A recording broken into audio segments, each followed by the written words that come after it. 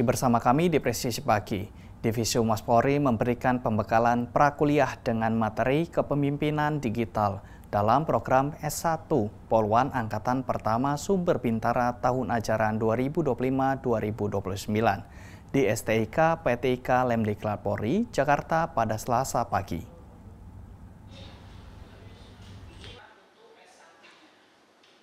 Divisi Humas Polri memberikan pembekalan prakuliah dengan materi kepemimpinan digital dalam program S1 Polwan Angkatan Pertama Sumber Bintara tahun ajaran 2025-2029 di STIK PTIK Lemdiklat Polri Jakarta. Sebanyak 30 polwan berprestasi perwakilan dari Polda jajaran mengikuti pembekalan prakuliah melalui proses seleksi ketat. Pembekalan prakuliah dengan materi kepemimpinan digital diberikan langsung oleh Penata Kehumasan Madya tingkat 3 Divisi Humas Polri, Kombes Pol Nona Priscilia Ohei, dengan mengusung tema kepemimpinan digital. Hari ini saya mendapatkan amanah perintah untuk memberikan materi sebagai narasumber untuk adik-adik kita yang kemarin pada tanggal 2 September 2025 telah dibuka masa pendidikannya.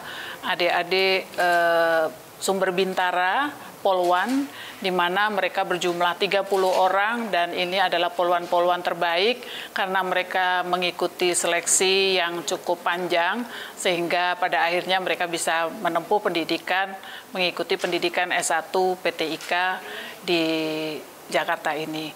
Dan kepada 30 ini mereka akan mendapatkan pendidikan selama 4 tahun untuk mendapatkan gelar SIK-nya.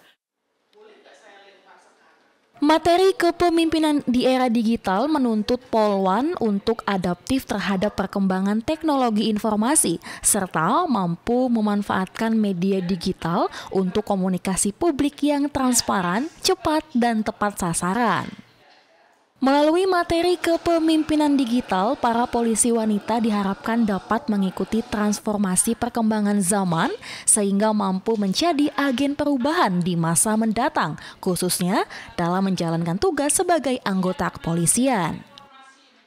Hari ini saya memberikan materi terkait kepemimpinan digital, di mana diharapkan adik-adik polwan ini dapat mengikuti transformasi zaman yang ada dan transformasi Polri, sehingga tidak hanya sebagai pelayan masyarakat, tetapi adik-adik ini akan menjadi agen-agen perubahan, agen-agen strategis di dalam pelaksanaan tugas, khususnya di dalam kepemimpinan nantinya di dalam tugas Polri selanjutnya.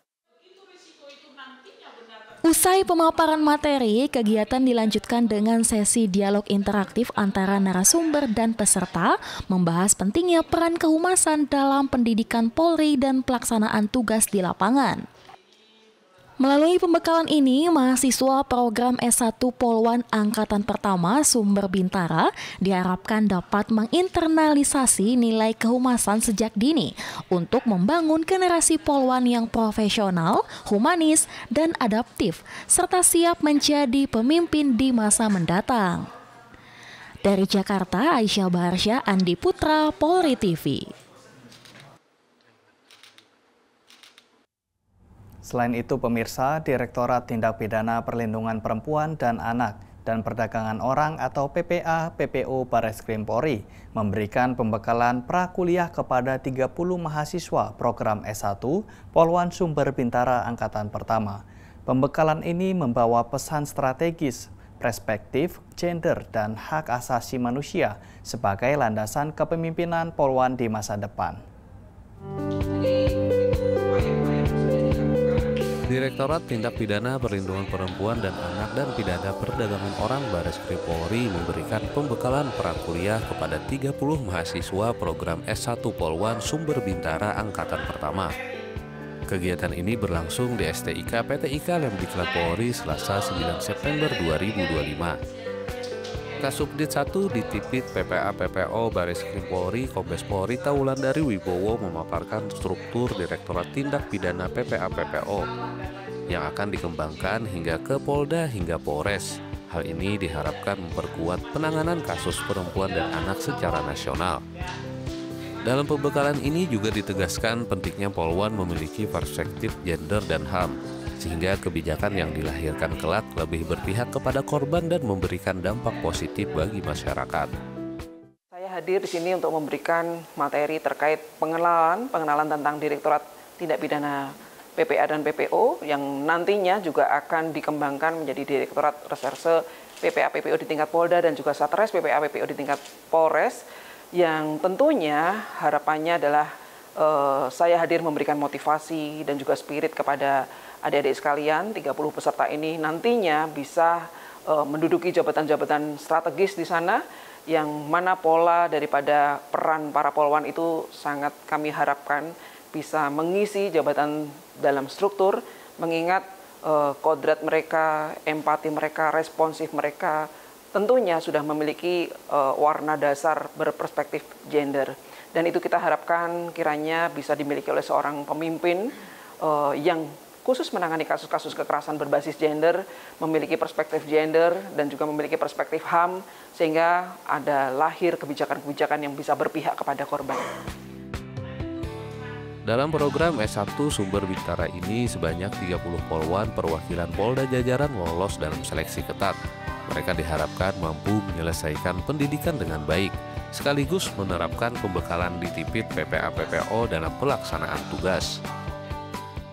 Harapan saya 30 peserta ini nanti bisa lulus semuanya dengan baik, mampu mencerna semua materi yang diberikan, dan tentunya sesuai dengan harapan dan visi misi daripada program pendidikan S1 ini, mereka mampu bisa diberdayakan setara dengan kegiatan global maupun internasional di sini, dan lahir beberapa inovasi-inovasi yang mampu melahirkan strategi-strategi yang tepat, cerdas, untuk bagaimana peran mereka nanti dalam setiap bidang tugas yang diberikan, khususnya ketika dia menjadi berada di dalam fungsi penegakan hukum, mereka bisa menjadi seorang pemimpin yang punya perspektif gender. Di Tipit PPA PPO, Bareskrim Polri berkomitmen untuk mendorong lahirnya polwan yang profesional, humanis, dan berdaya saing global, sekaligus mendukung peran polwan menduduki posisi strategis di masa depan. Dari Jakarta, Aisyah Baharsa, Andi Putra, Polri TV. Di informasi berikutnya, pemirsa, dalam rangka Maulid Nabi Muhammad SAW, Polresta Kupang, Kota Polda Nusa Tenggara Timur, menggelar kegiatan bakti sosial di Pondok Tahfiz Quran Al-Wahdah, Kelurahan Manulai 2, Kecamatan Alak, Kota Kupang. Kegiatan ini dipimpin langsung oleh Kapolresta Kupang Kota, Kombes Pol Joko Lestari. Didampingi sejumlah pejabat utama Polresta, mereka disambut hangat oleh para pengurus pondok dan yayasan. Kapolresta Kupang Kota menyampaikan bahwa kegiatan ini merupakan bentuk silaturahmi sekaligus wujud kepedulian Polri terhadap dunia pendidikan, khususnya pendidikan keagamaan. Salah satu momen yang menginspirasi saat seorang santri membacakan surat Al-Bainiyah dan Al-Balad dengan lancar. Kapolresta pun memberikan tali asih sebagai bentuk apresiasi dan motivasi.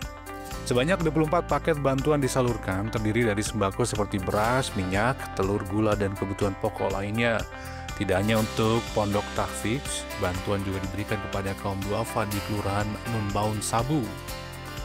Polresta Kupang Kota berharap kegiatan ini dapat mempererat hubungan antara Polri dengan masyarakat serta memperkuat peran Polri sebagai pelindung dan pengayom yang hadir di tengah masyarakat. Dari Tim Humas Polresta Kupang Kota, Polda Nusa Tenggara Timur melaporkan untuk Polri TV.